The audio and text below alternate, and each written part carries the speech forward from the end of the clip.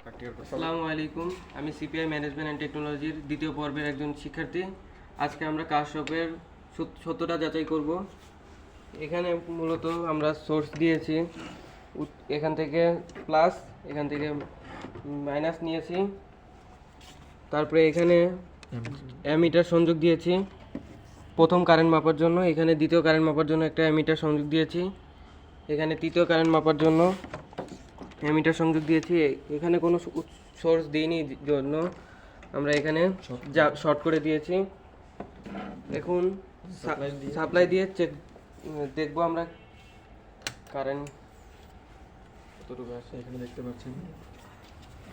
এখানে দেখতে পাচ্ছেন 300 থেকে একটু বেশি,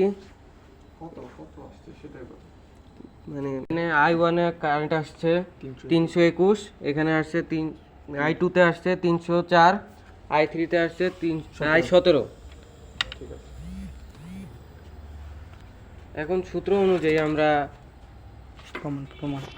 প্রমাণ I1 = I2 + I3, তাহলে I1 এ আসছে 321, I3 তে আসছিল 304 যোগ 17, তাহলে এটা যোগ করলে 321, তাহলে I1 = I2 + I3 প্রমাণিত। আমরা জানি আগত কারেন্ট ও নির্গত কারেন্ট সমান। এখানে আগত কারেন্ট 321 আর হলো নির্গত কারেন্ট I2 I3 এর যোগফল, তার মানে 304 যোগ 17 321 আমরা প্রমাণিত হয়।